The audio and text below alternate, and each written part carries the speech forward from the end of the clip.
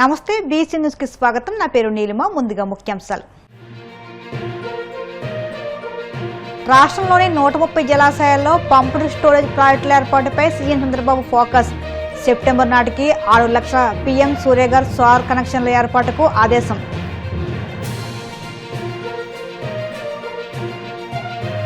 పాలకొల్లు 100 పడకల ప్రభుత్వ ఆసుపత్రి పనులు వేగంగా పూర్తి చేయాలి. అధికారులను ఆదేశించిన మంత్రి నిమ్మల రామనాయుడు.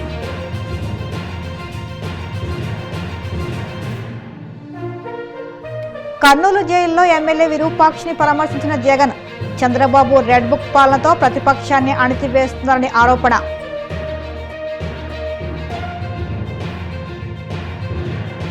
పంచదారుల కొండల్లో జరుగుతున్న అక్రమ మైనింగ్పై తక్షణమే చర్యలు తీసుకోవాలి.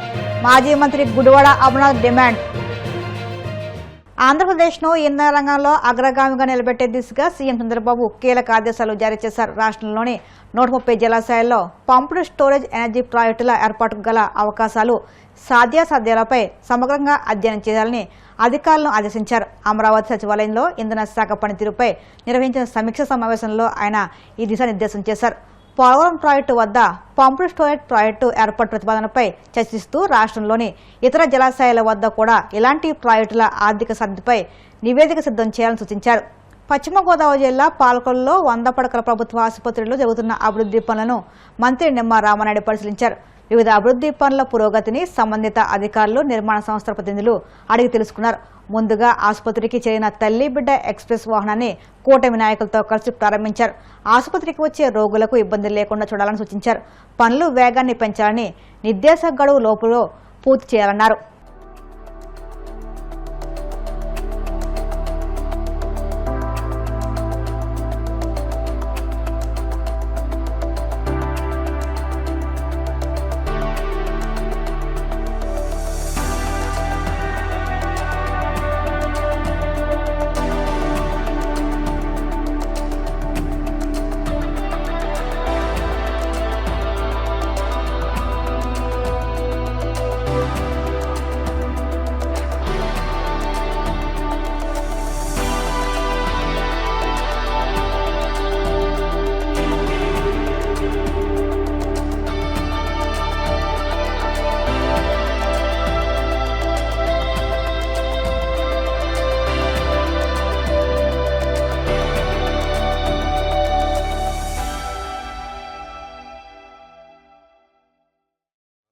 ప్రభుత్వ ఆసుపత్రిని కూడా ఒక ఆరోగ్యంగా సుందరంగా తీర్చిదిద్దాలనేటువంటి కార్యక్రమంలో భాగంగా మనం వరుసగా నిధులు ఎల్లుడా నుంచి 1,50,00,000 రూపాయలు, ఇరిగేషన్ నుంచి 80 లక్షల రూపాయలు, మున్సిపల్ నుంచి 40 లక్షల రూపాయలు, సిఎస్ఆర్ ఫండ్స్ నుంచి 1,50,00,000 రూపాయలు, 30 లక్షల రూపాయలు హోమియో హాస్పిటల్ నిమిత్తం, కాంపౌండ్ వాళ్ళ నిమిత్తం 1,80 లక్షల రూపాయలు. ఇట్లా ఈ సంవత్సరాల 2 సంవత్సరాల కాలంలోనే అనేక డిపార్ట్మెంట్ నుంచి నిధులు ప్రభుత్వ ఆసుపత్రికి వెచ్చిస్తూ ఉన్నాం.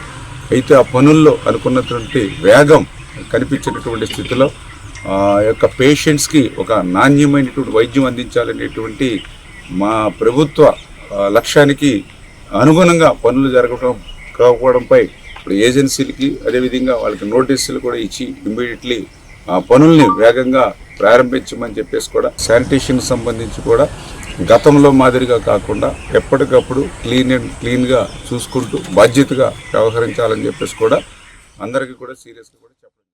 రాష్ట్రంలో కూటమి పాలనలో అంతులేని కుట్ర రాజకీయాలు సాగుతున్నాయని, రెడ్ బుక్ రాజ్యాంగంతో వెన్నుపోటు పార్టీ రెచ్చిపోతుందని మాజీ ముఖ్యమంత్రి వైసీపీ అధ్యక్షుడు జగన్మోహన్ రెడ్డి ఫైర్ అయ్యారు.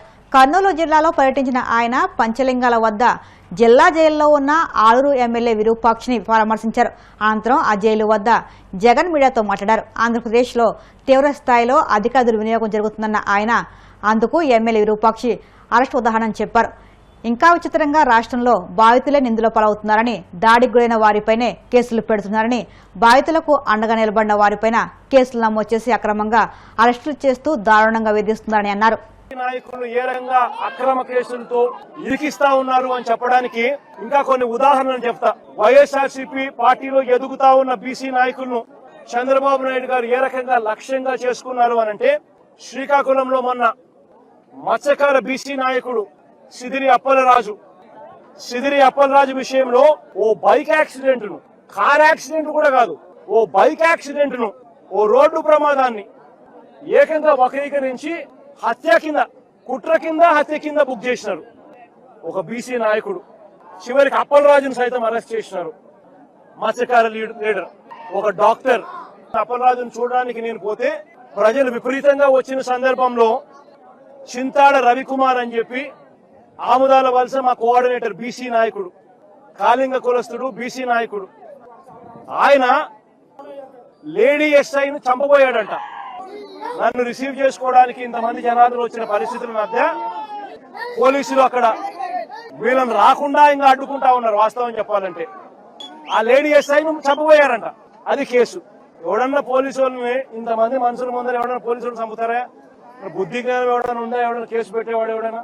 గుంటూరు మాజీ ఎమ్మెల్యే ముస్తఫా మైనారిటీ లీడర్ ఏ రకంగా అక్రమ కేసు పెట్టి ఏ రకంగా ఆయన అరెస్ట్ చేసినారో ఇంత ముందు కూడా దీని విషయంగా కూడా తన కూతురు కూడా వివరంగా కూడా చెప్పింది.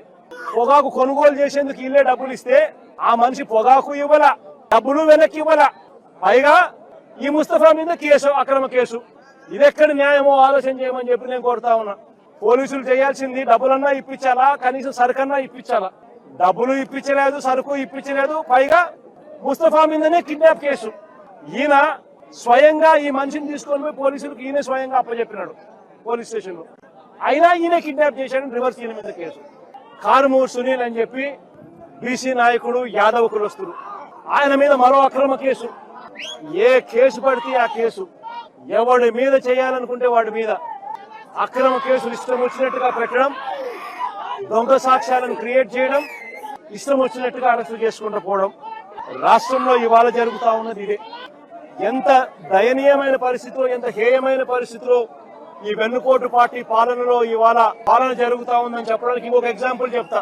ఇదే జైల్లోకి నేను పోయా. ఇరుపాక్షన్న ఒక ఎమ్మెల్యేని అరెస్ట్ చేస్తే ఇరుపాక్షన్నను చూడడానికి నేను పోయా.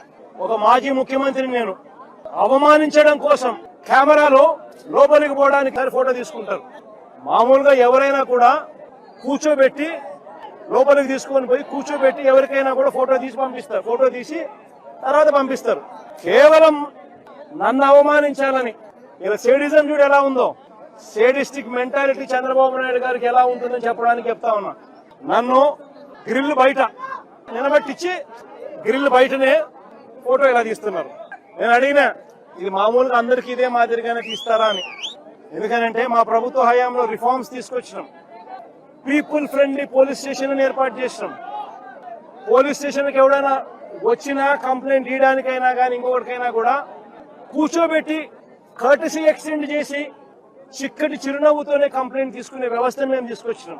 పీపుల్ ఫ్రెండ్లీ పోలీస్ స్టేషన్ మేము తీసుకొస్తే ఇక్కడ అవమానించే కార్యక్రమం ఎవరికి మాదిరిగా చేయరంట. నేను అడిగిన సూపరింటెండెంట్ను ఏమన్నా అందరికీ ఇదే మాదిరిగానే చేస్తారా అని. లేదు సార్, అందరినీ మామూలుగా అయితే కూర్చోబెడతాము, మీరు కాబట్టి నిలబెట్టించి మాదిరిగా చేయాలా అని చెప్పి ఆదేశాలు వచ్చినాయి సార్ అంటాడు. ఏమి స్టేడిజం అంటే ఇది? నేను చంద్రబాబు నాయుడు చెప్తా ఉన్నా, రేపు పొద్దున ఎల్లకాలం మీ ప్రభుత్వమే ఉండదు చంద్రబాబు అని చెప్పి గట్టిగా చెప్తా ఉన్నా. ఏదైతే మీరు ఇస్తున్నారో ఇవే రేపు పొద్దున పనులు అవుతాయి. ఏదైతే తప్పుడు సాంప్రదాయాన్ని మీరు మొదలెడతా ఉన్నారో ఇవే రేపు పొద్దున రెండింతలై మీకు చుట్టుకుంటాయని చెప్పి చంద్రబాబు నాయుడు గారికి గట్టిగా వార్నింగ్ ఇస్తూ ఇవాళ చెప్తా ఉన్నాను. ఇప్పుడు కాసేపు ప్రకటనలు.